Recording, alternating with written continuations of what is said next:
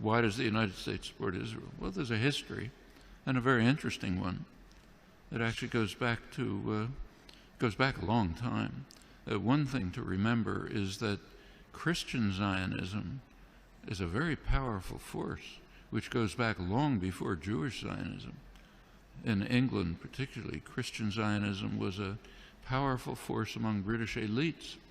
It's part of the motivation for the Balfour Declaration and for Britain's support for Jewish colonization of Israel. Remember, the Bible said, and that's a big part of British elite culture. Same in the United States. Woodrow Wilson was a devout Christian who read the Bible every day. So did Harry Truman. In the Roosevelt administration, one of the leading officials, Harold Ickes, once described the return of the Jews to Palestine as the greatest event in history. It's realizing the lesson of the Bible. These are deeply religious countries in which the biblical commands, so-called, are taken quite literally. Also, this is just part of colonization. This is the last phase of European colonization. And notice that the countries that are most strongly in support of Israel are not just the United States. It's the United States, Australia, and Canada, the offshoots of England, Anglosphere sometimes called, unusual forms of imperialism.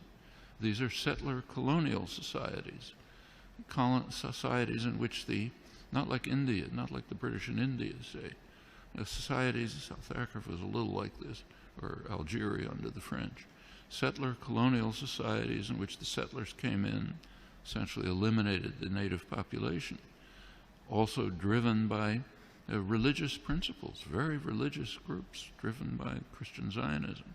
Those are major cultural factors.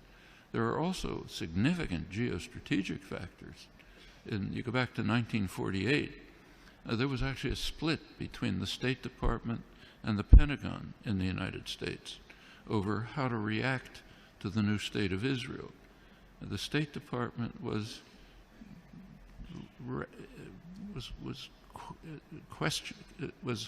not committed strongly to Israeli conquests, the establishment of the state, and was concerned about the refugees.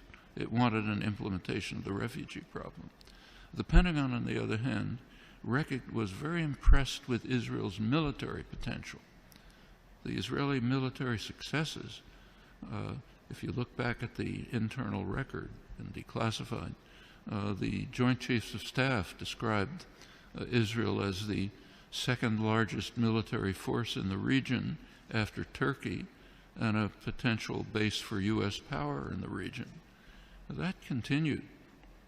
Can't run through the whole record, but in 1958, when there was a serious crisis in the region, Israel was the only state that strongly cooperated with Britain and the United States, and it won plenty of support from the governments and the military for that reason. 1967 is when the current relations with Israel were pretty much established. Israel performed a major service to the United States by destroying a secular Arab nationalism, a major enemy of the United States, and supporting radical Islam, which the U.S. supported. And it continues right until the present. Right now, we saw an example of that just during the latest Gaza attack. You recall that at one point, Israel began to run out of munitions during the assault, despite the fact that it's armed to the teeth. The United States provided Israel with additional munitions through the Pentagon. And notice where they were taken from. These were U.S. munitions pre-positioned in Israel for eventual use by U.S. forces. One of many signs of how Israel is regarded as essentially a military offshoot of the United States. Very close intelligence relations that go way back, many other connections. And the media tend to take up, to support the policy of the government with very few, kind of little questioning around the edges, but basically accept the policy. So, for example, take another issue. Take the U.S. invasion of Iraq. You cannot find the phrase U.S. invasion of Iraq in the U.S. media, though it was obviously an invasion, a blatant act of aggression, a textbook case of well, that's Nuremberg trials called the supreme international crime, cannot be mentioned. President Obama is praised as an opponent of the invasion. And what did he say? He said it's a mistake. It's a strategic blunder. We're not going to get away with it. That's the kind of opposition that you heard from the German general staff during Hitler's invasion of Russia. It's a blunder. Shouldn't do it. We should knock off England first. That's regarded as opposition. Same in Vietnam. There's now a commemoration underway, big commemoration of U.S. sacrifices in Vietnam. Try to find the phrase U.S. invasion of South Vietnam there or anywhere in the past year since 1961 when it took place. Non-existent, maybe on Democracy Now, what I write, but way out at the fringe.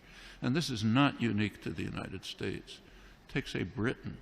Right now there's interesting debates in the British literary journals, like the Times Literary Supplement, as to whether Britain should finally begin to recognize the genocidal, the word that's used, genocidal character of British colonization hundreds of years ago.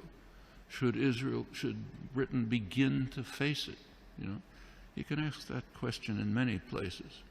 The tendency of the intellectual community to go along like a herd in support of state power, private power, is just overwhelming.